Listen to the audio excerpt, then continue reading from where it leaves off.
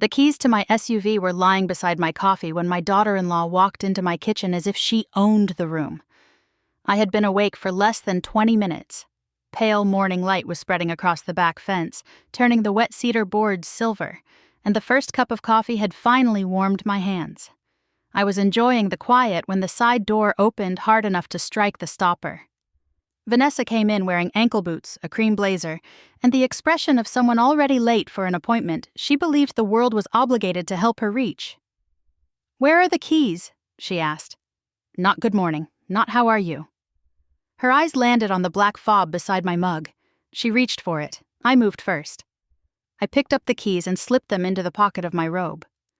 Vanessa's hand stopped above the table. "I need the Highlander today," she said. I looked at her. "No." Her face tightened so quickly I almost smiled. For months I had watched Vanessa treat my possessions as if family connection had quietly transferred ownership. My ladder disappeared into her garage. My carpet cleaner stayed at her house for 7 weeks. My afternoons became free dog sitting whenever she and my son, Daniel, wanted to go somewhere. If their laundry machine made a strange noise, bags of clothes appeared by my back door. My car had become the newest target. Vanessa's sedan had been off the road for nearly 6 months. At first, she said the transmission was slipping. Then, she said the electrical system had failed. Then it was the cooling system. Every version ended the same way. She needed my vehicle. I had lent it twice. Both times it came back with the fuel tank nearly empty. Once there had been a coffee stain across the passenger seat and a scrape along one wheel. There was never an apology. "You're not using it," she said now. "I am." "For what?" The question irritated me more than I expected. I was 65 years old, widowed, retired, and healthy.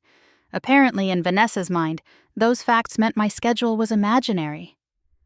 "I'm delivering quilts to the family shelter this morning," I said. "Then I have groceries to pick up."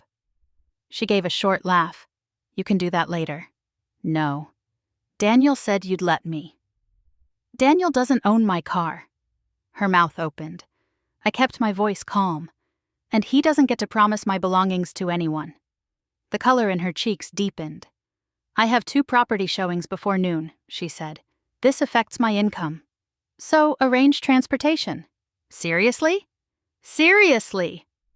She stared at me for several seconds, waiting for the familiar collapse. I knew that pattern. Vanessa pushed. I softened. And afterward I told myself I had kept the peace. That morning, something in me refused. Maybe it was the way she had reached across my breakfast without asking. Maybe it was the assumption in her voice. Or maybe I was simply tired of becoming smaller inside my own life. She turned sharply. "This is unbelievable."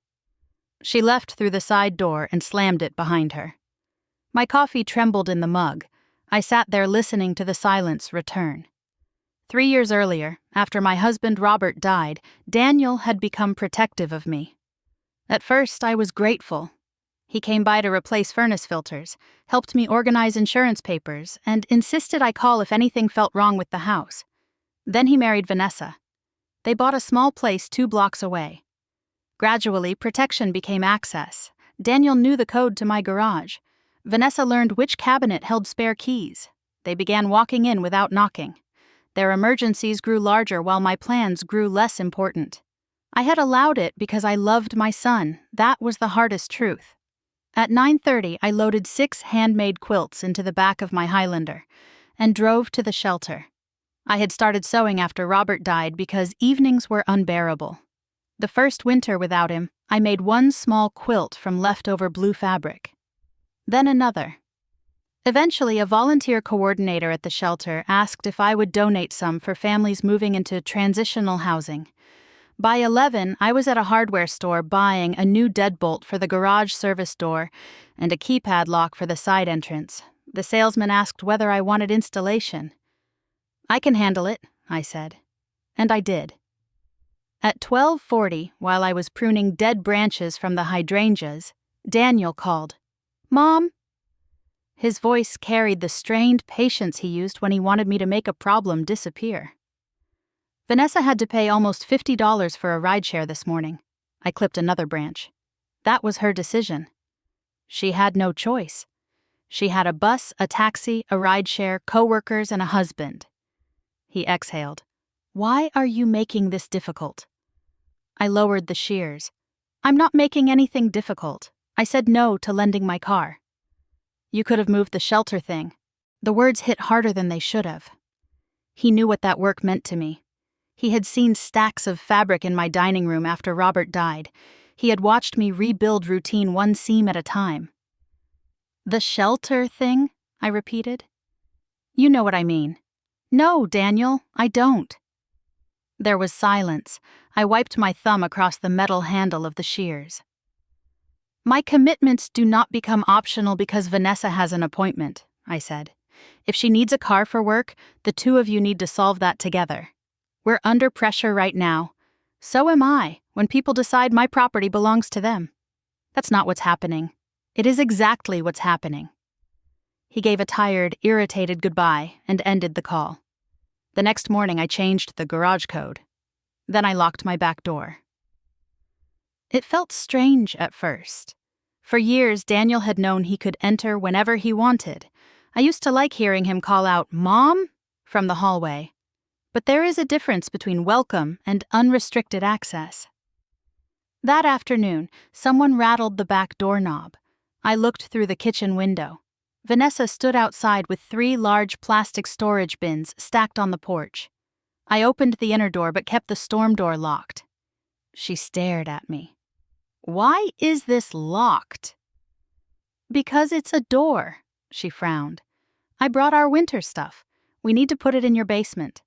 No, she blinked. What? I don't have room. You have 4 bedrooms. I have a house. That doesn't make it a storage facility. Her eyes narrowed. Our closets are full. Then you need to clear them out or rent storage. Marlene, this is ridiculous. I stayed quiet. She shifted one bin against her hip. You're acting totally different. I'm acting like the owner of my home. We're family. Yes. Then why are you treating us like strangers? Because family should not need unlimited access to prove they are family. She gave me a look full of disbelief. I almost apologized out of habit. Instead, I said, I'm going out in a few minutes, so I need to lock up. She dragged the bins back toward the borrowed hatchback parked at the curb. I closed the door.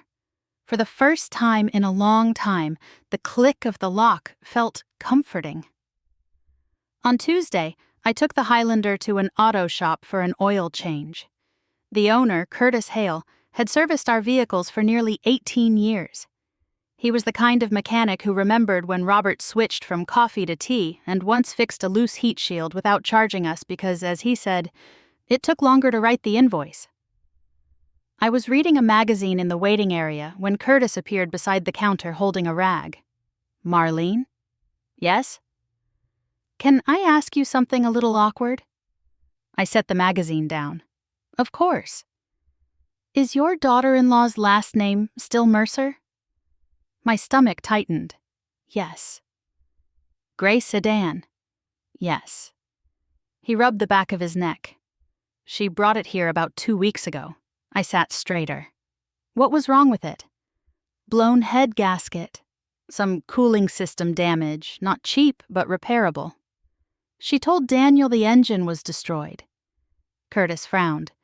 That's not exactly what I told her. He lowered his voice.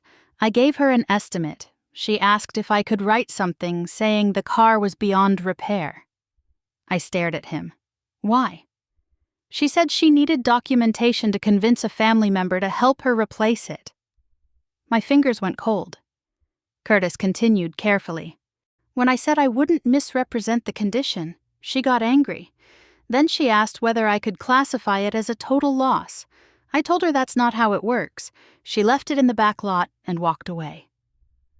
For a moment, I heard nothing but the faint whir of the soda machine beside the wall. Did she mention me?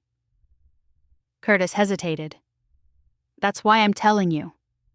My chest tightened. What did she say? She said if the paperwork looked bad enough, her mother-in-law would finally realize keeping 2 reliable vehicles in one family was selfish. I let out a breath. 2 vehicles. I owned one. Vanessa had already begun counting it as hers. Curtis looked genuinely sorry. I didn't want to get in the middle. You didn't. She also said you had enough savings to buy yourself something smaller. That sentence made the room feel colder. My savings, my car, my schedule, my house. She had not simply been asking for help. She had been rearranging my life in her head and deciding what I could spare. Thank you for telling me, I said. One more thing. The sedan's still here. Storage fees started after 10 days. Charge them. I am. I nodded. Then I paid for my oil change, walked out to the Highlander, and sat behind the wheel without starting the engine. I drove to my insurance agent. A woman named Priya had handled my policies since Robert's death. She pulled up my auto file and frowned. Daniel is still listed as an occasional driver. I remembered then. After Robert died, Daniel had driven my SUV several times while helping me with appointments and paperwork. We added him because everything felt chaotic. What happens if he gives Vanessa permission to drive? Priya turned the monitor slightly. Depending on the circumstances, a claim could still create problems for you. Remove him? She looked at me. Today? Right now. She made the change. Thursday morning was crisp and bright. I was planting tulip bulbs near the walkway when a rideshare car stopped in front of my house. Vanessa stepped out in a navy suit carrying a leather portfolio. She paid the driver, shut the door, and marched straight toward me. Marlene. I kept working. I have a meeting in 40 minutes. That sounds important. It is. She stopped beside the flower bed.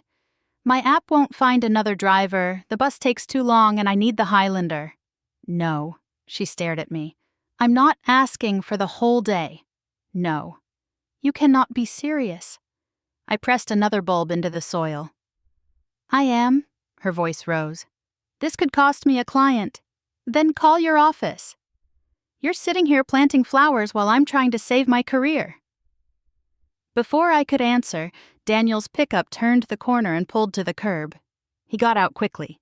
His face told me Vanessa had called him. Mom, please. I stood slowly and brushed dirt from my gloves.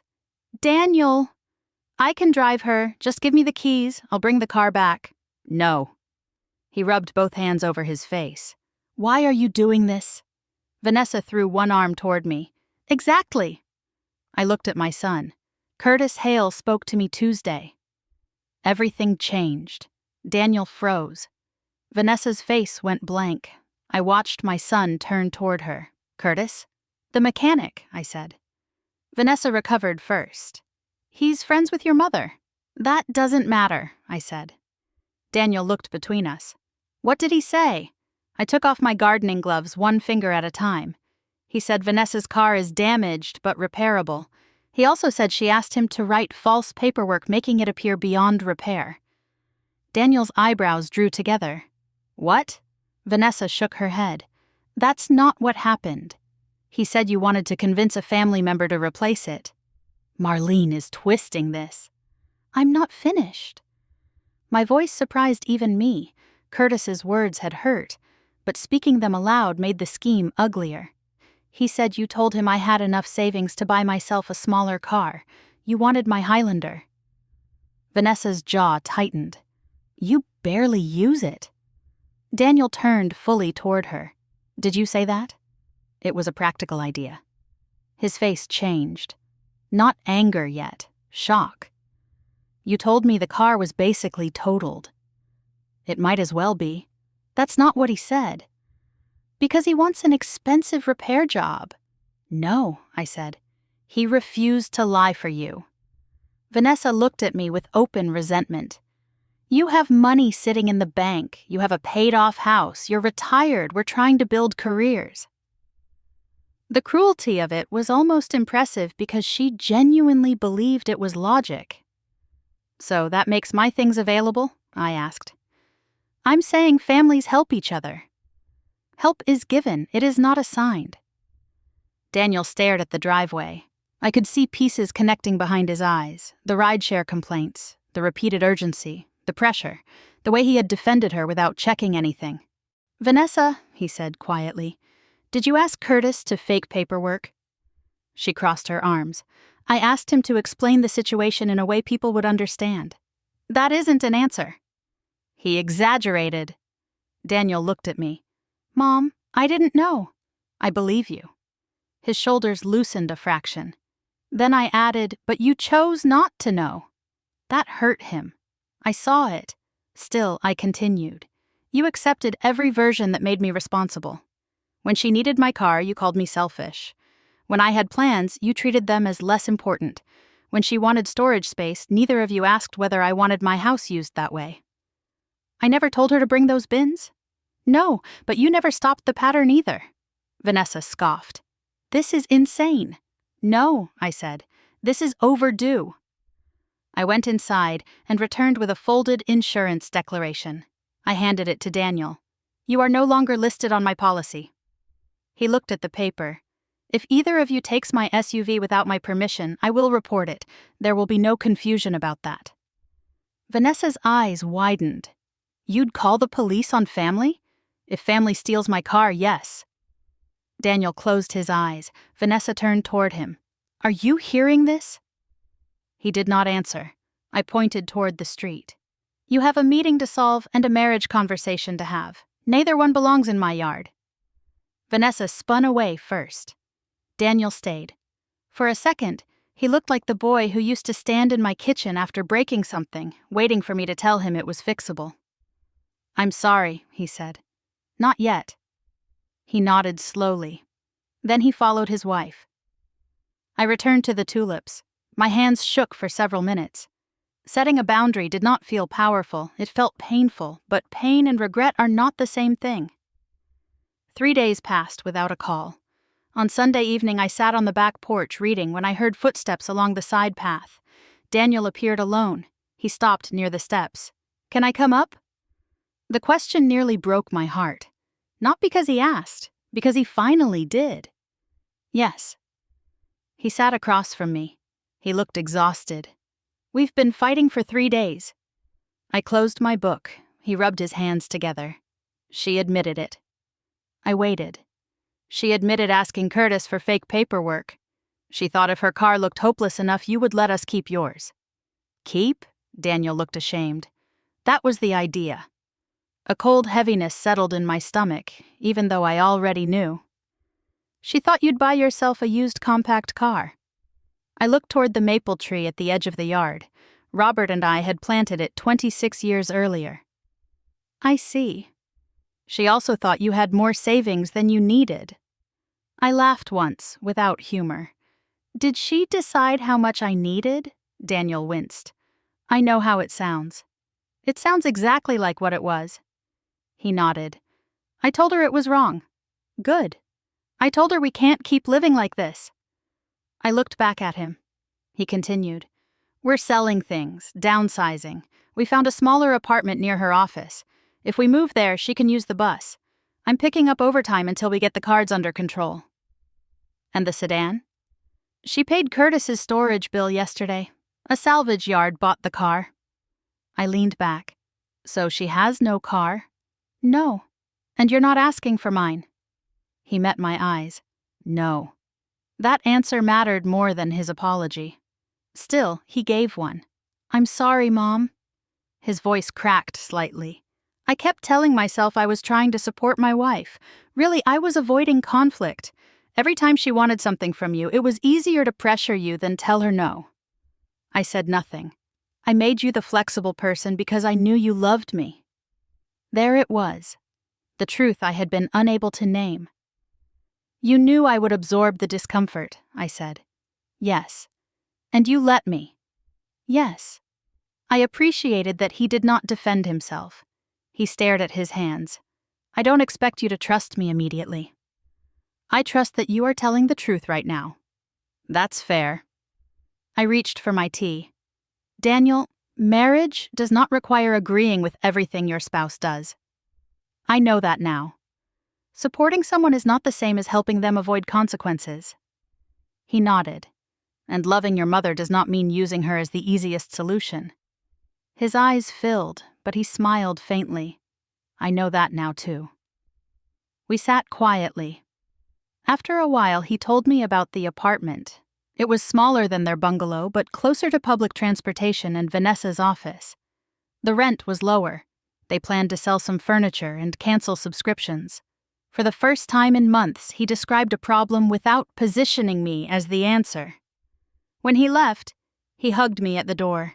He did not ask for money. He did not ask for storage. He did not ask for a ride. I slept better that night than I had in weeks.